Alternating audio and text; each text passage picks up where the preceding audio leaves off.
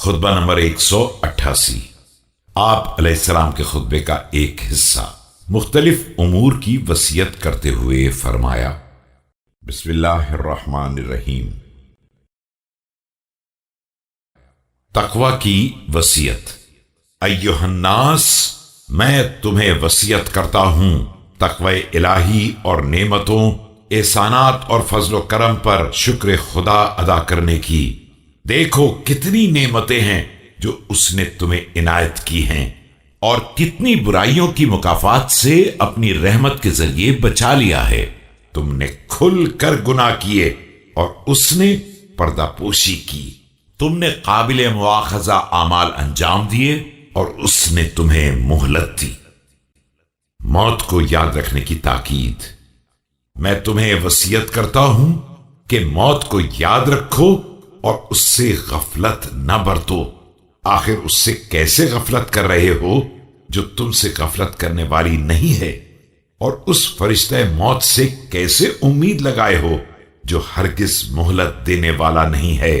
تمہاری نصیحت کے لیے وہ مردے ہی کافی ہیں جنہیں تم دیکھ چکے ہو کہ کس طرح اپنی قبروں کی طرف بغیر سواری کے لے جائے گئے اور کس طرح قبر میں اتار دیے گئے کہ خود سے اترنے کے قابل نہیں تھے۔ ایسا معلوم ہوتا ہے کہ انہوں نے کبھی اس دنیا کو بسایا ہی نہیں تھا، اور گویا کہ آخرت ہی ان کا ہمیشگی کا مکان ہے۔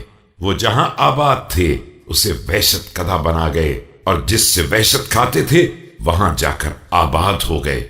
یہ اسی میں مشغول رہے تھے جس کو چھوڑنا پڑا، اور اسے برباد کرتے رہے تھے جدھر جانا پڑا۔ اب نہ کسی برائی سے بچ کر کہیں جا سکتے ہیں اور نہ کسی نیکی میں کوئی اضافہ کر سکتے ہیں۔ دنیا سے انس پیدا کیا تو اس نے دھوکہ دے دیا، اور اس پر اعتبار کر لیا تو اس نے تباہ و برباد کر دیا۔ منازل آخرت کی طرف سبقت۔ خدا تم پر رحمت نازل کرے، اب سے سبقت کرو ان منازل کی طرف جن کو آباد کرنے کا حکم دیا گیا ہے، اور جن کی طرف سفر کرنے کی رغبت دلائی گئی ہے اور دعوت دی گئی ہے۔